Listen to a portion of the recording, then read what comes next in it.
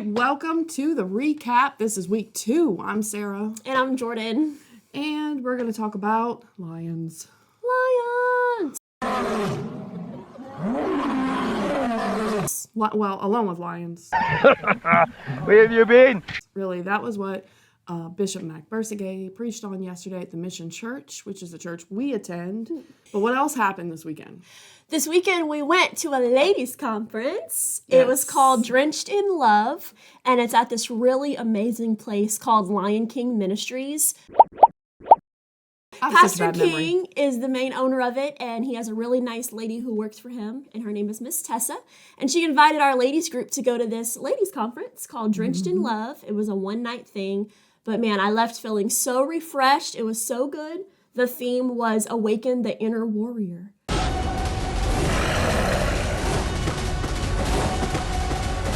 So by the time we were done, I think we were ready to go to war. Of course you know, this means war. I like Lion King Ministries. I thought it was kind of funny that when we came home, it was like about lions. Oh, yeah. And then we were at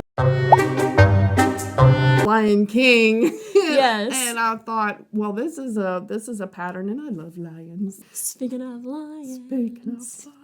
So, next 3 weeks, Pastor Max said he's going to be talking about places in the Bible where there was interactions with lions, which I think is really cool. Yeah. And what a better place to start than the most iconic lion story. Yes, Daniel in the lion's den. I didn't think about Daniel as a person. Does that make sense? What you thought I of him? I thought of him as like this guy. Not the journey that he went on, but what he did, but not as him as a person. Like, I just thought about this interaction that he had with this lion, and I never was like, this dude was a for real person. Yeah. And it just clicked. Oh. Okay, so when he said, well, Daniel was isolated, and he might have been sad because he was taken away from his home, and I thought, Daniel was a for real person. Like, and then he said he was probably in his older years whenever the lion's den happened. So then this morning, because I'm curious, I start reading in the book of Daniel. And he was with Shadrach, Meshach, and Abednego. Yes. I was like, oh, yeah, okay. Now things are starting to make sense. So that was Nebuchadnezzar. That was King Nebuchadnezzar. And that dude went crazy. Oh, yeah. He was crazy. Then he came back. I think he got his sanity back. But I was reading some of it like God took away his sanity and gave it back. So Daniel went through this crazy dude. Okay. Actually, Nebuchadnezzar, I think, called him Belteshazzar or something. Called Daniel Belteshazzar. Yeah, I think I read that somewhere. But then the next king was Balthazar. Hey, look, if I'm saying it wrong, you can just comment and correct me. I am not feeling some kind of way about correction. But so Belteshazzar, Daniel, had to serve King Balthazar. So confusing. Oh my gosh. The names. The name. Who named these people? And right? Seriously though, like their parents. The lady at the conference also mentioned something about that, about names. Oh yeah. Remember? I don't remember exactly, but she was like, who named these people, Lord? You knew I was going to have to read Matthew and the list of genealogy of Jesus. I can't pronounce these names. Right. And there's always multiple names. Why one person can't just have one name? He's like, no, I'm going to give you this name, then I'm going to rename you, and I'm going to rename you. Give you a whole new name. I mean, God gives us a new identity, but it was weird that these kings were giving new identities to these people. Yeah. But so Daniel went through these crazy folks. I forgot it's the last king, Darius. Okay, so there was Nebuchadnezzar, Balazar, or if I'm saying it wrong, again, please correct me, and Darius. By the time he got to the lions, and this dude done been through some stuff. At first, he had his friends with him. Yeah. Remember Shadrach, Meshach, Abednego? Yes. Shadrach, Meshach, and Abednego stepped out of the fire. Well, then they went to be rulers over provinces, like of Babylon and stuff like that. And he stayed at the palace. Yeah. And then he's alone among the... Sad. Poor David.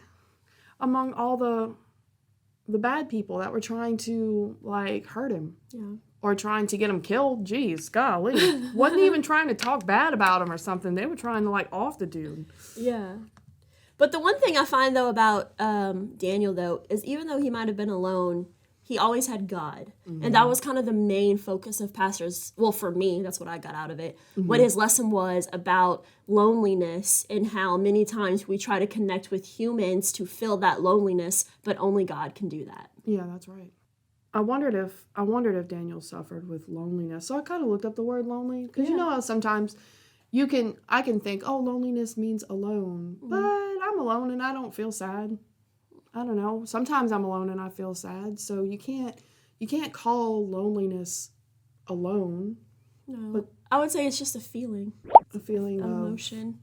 Of feeling alone. But just because you're alone all the time doesn't mean you're lonely all the time. That's right. Yeah. It's more like a forsaken, abandoned, cast aside, unaccompanied. I wrote that word. I was like, unaccompanied. But and if you read scripture, I actually wrote a whole list of scriptures down that I'm gonna pop on the screen. How God won't forsake you. Like, and this is written in the Bible over and over again. We have that. Yes. We have the Bible we can refer back to. I don't know that. I was researching this morning. I don't know if Daniel had text with him. I was like, I wonder if he had something that he could look back and read and be encouraged. Yeah. Or if he really only had what he knew. Wow.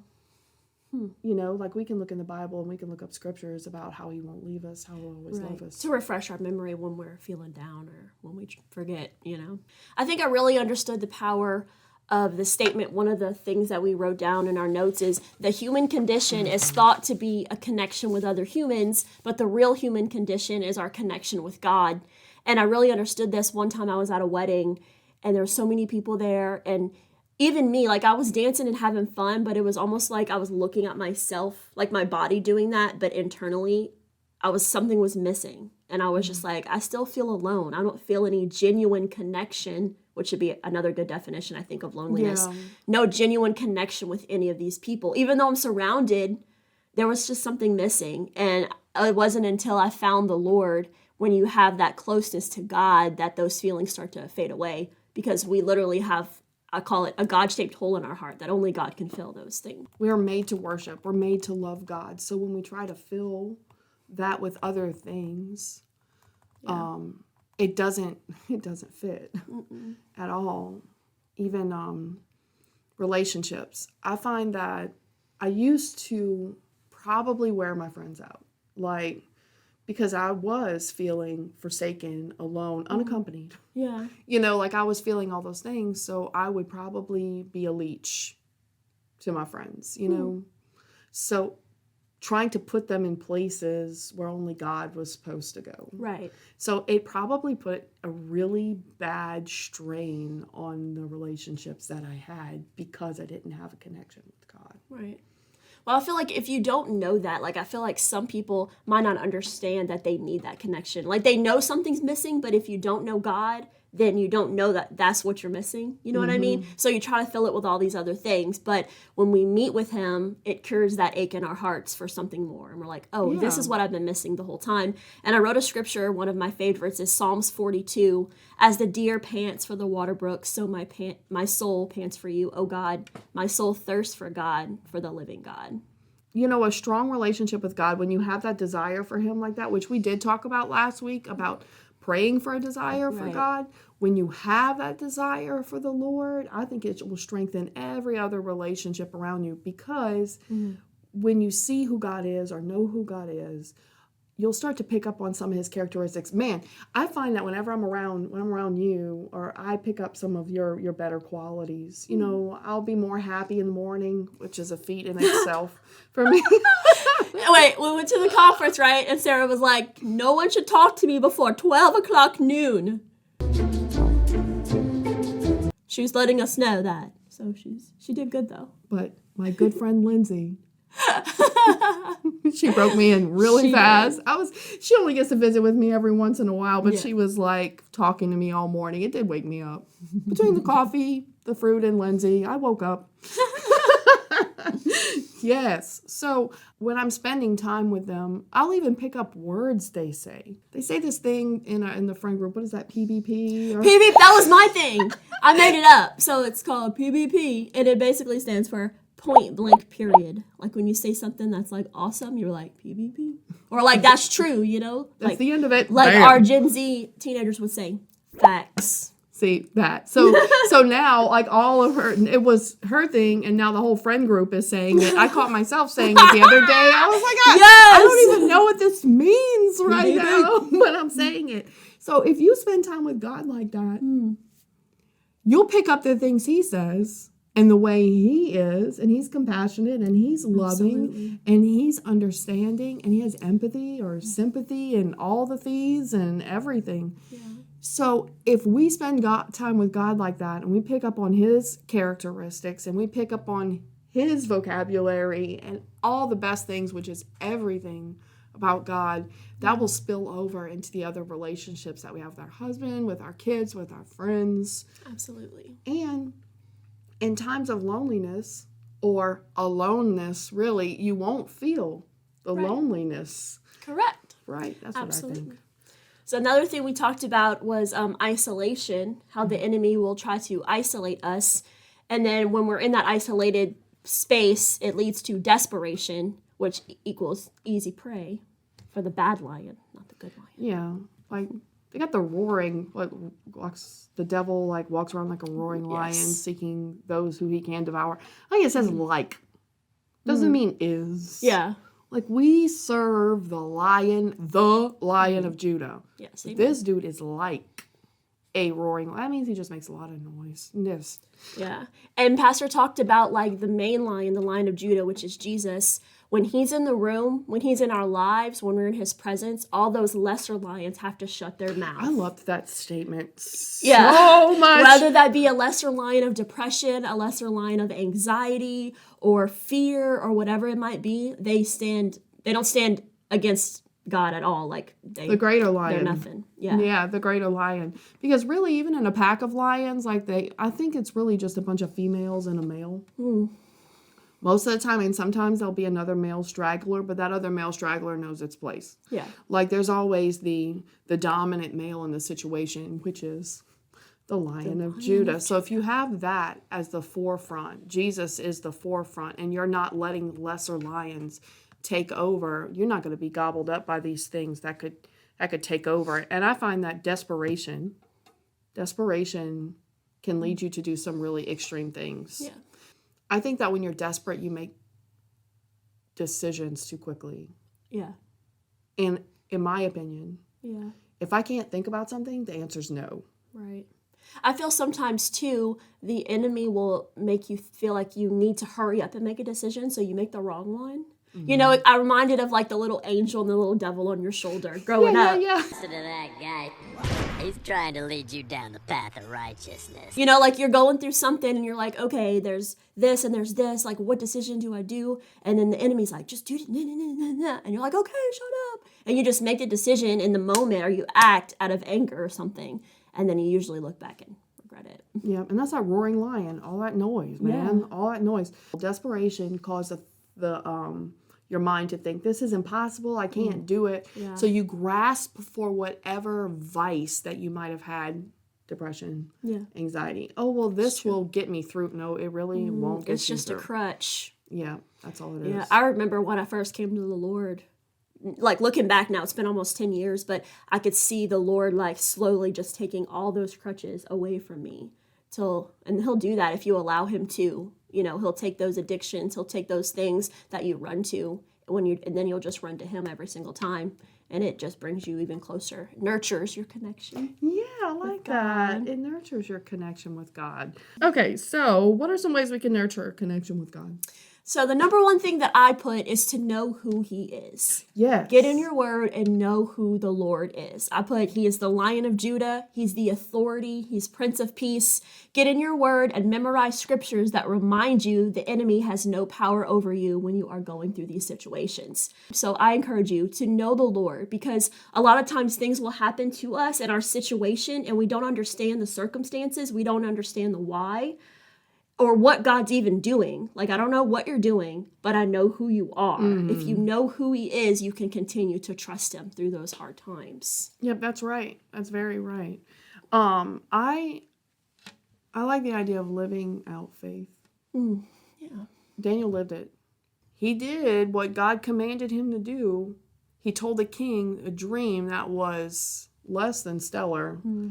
And God came through for him. And just like in the lion's den, I found like every step of the way, it wasn't like some big giant thrown in the lion's den all at one time. Right. Through Daniel's journey, he trusted God and just said, okay, you said for me to do this, and I'm going to go ahead and do it. Absolutely.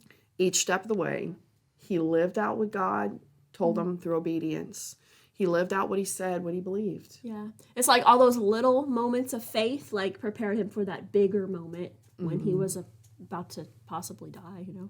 Yeah, when he literally faced the teeth of the lions. Yes. Oh, kind of just snap. like David, too. Going back to the ladies' retreat, her first sermon was about David and how facing the giant wasn't David's first big battle. Like, before that, when he was a shepherd, he fought the lion, he fought the bear, he protected his sheep. He had all these little moments of faith, like you say, before the giant happened. And when it happened, he was ready to fight him and defeat him. It was like it's like training. Yeah.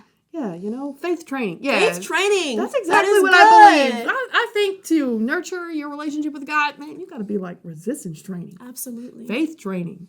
Yeah. Endurance. You've got to have endurance in this Christian walk. I'll tell you that. That is a big deal. For It's sure. not just saved and done. Nope. Got to keep it on, keep exercising, just like anything good in your life. So this week, let's challenge them. I think we should challenge. This week's challenge is to strengthen that connection with God. I know it was kind of the same as last week, I think.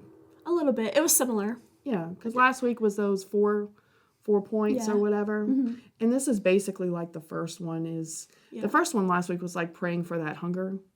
Yeah, the desire. This week is pursuing it maybe. There you go. Yeah. Yeah. Maybe doing more. Do that one thing. There's that one thing. God put it on your heart. Do the one thing. Yeah. It can be, okay, I'm going to say grace with my family every night this week. Okay, I'm going to do a devotion for myself or maybe for my family or my kids every night this week. Yeah. Something.